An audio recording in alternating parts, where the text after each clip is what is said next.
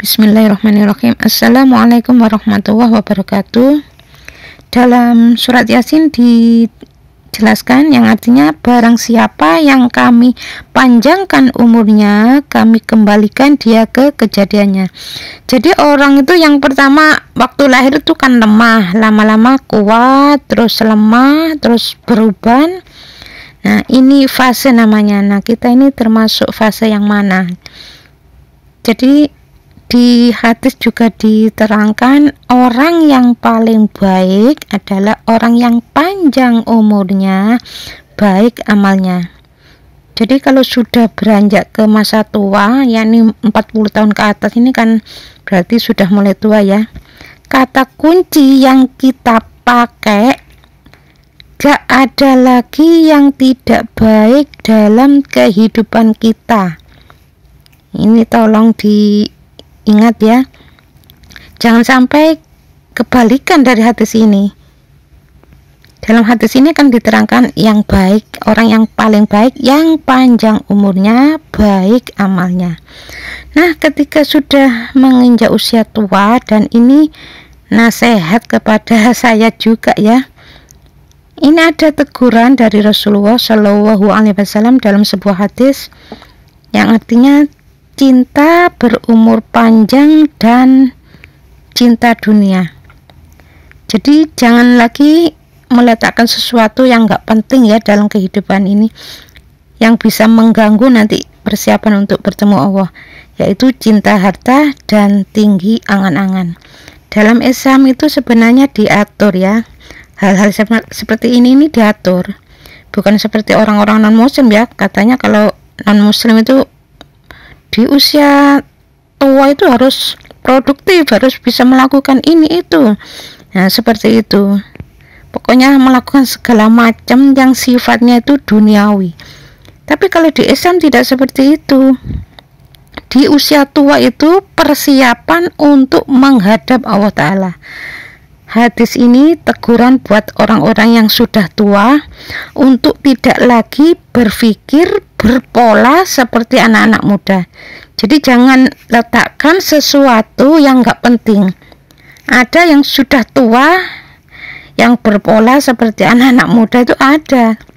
Jadi saya kadang-kadang ya mikirnya gini, ini sudah tua, olahraganya kok olahraga yang angkat-angkat besi, terus masih camping ya, ini sudah tua. Harusnya ya persiapan menghadap Allah itu apa yang harus dipersiapkan ya?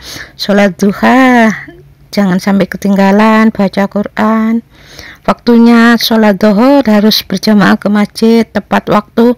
Lah kalau rekreasi sudah tua, camping segala macam, bukannya nggak boleh sih liburan? Boleh, tapi kalau sudah tua ini ngapain gitu loh maksud saya. Kalau yang muda-muda ya silakan, nggak apa-apa, asalkan tidak berlebihan ya. Misalnya nanti mikir tahun depan ini liburan kemana ya, ke ini nih, oh ya ini nih, mikir itu kan nggak ada faedahnya ya. Menurut saya nggak ada faedahnya, tidak ada kaedah dan faedahnya dari sisi keimanan ya. Yang seperti itu ya mulai dihilangkan lah. Jadi mulai sekarang itu mikirnya kalau bisa mati dalam keadaan husnul khotimah, di tempat yang baik itu seperti apa, sesuai dengan hadis Rasulullah.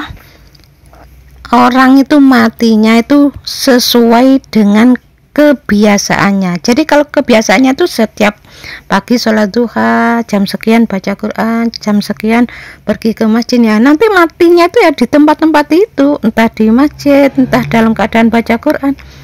Janganlah sudah tua malah ke tempat-tempat ya yang umumnya di tempat anak muda ya, misalnya ke tempat-tempat apa ya istilahnya ya, duduk-duduk di pinggir jalan, bincang-bincang yang kurang manfaat ya. Ini habis nanti ya, bisa kalau terbiasa seperti itu ya nanti bisa matinya pas dalam keadaan bincang-bincang yang nggak ada manfaatnya terus dicabut. Apalagi kalau ke tempat-tempat yang maksiat ya, dicabut, naudzubillah min dzalik. Jadi harus dibiasakan mulai sekarang. Ini nasihat bagi yang sudah tua ya, termasuk saya juga, ini nasihat untuk saya juga ya. Makanya saya ini mengurangi aktivitas ya. Kalau sudah tua ini kurang suka rekreasi, itu nggak mau. Kalau dulu anak bunda masih balita, bayi itu mau, sekarang aku nggak mau ya. Lebih baik di rumah baca-baca sesuatu yang manfaat untuk dunia dan akhirat ya, gitu aja. Jadi ini nasihat ini bukan hanya untuk para pemirsa ya, untuk saya juga, biar saya ingat. Di hadis diterangkan ya, umur umatku antara 60 sampai 70 tahun. Dan sedikit sekali yang melebihi itu. Artinya kalau ada orang umurnya 70 tahun lebih masih hidup, itu berarti bonusnya sangat banyak. Harus banyak berterima kasih sama Allah. Dan umur panjang ini biasanya rata-rata yang selama ini saya amati, orang itu kalau masih banyak manfaatnya untuk orang lain, itu biasanya umurnya panjang. Jadi kalau ada manfaat untuk orang lain selama orang itu di keluarga tidak pemarah, biasanya umurnya panjang.